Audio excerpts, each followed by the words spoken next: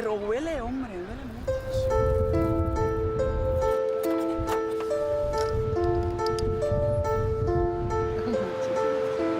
Sandra, sí, que no es normal aquí. No, no. Y es así, bueno.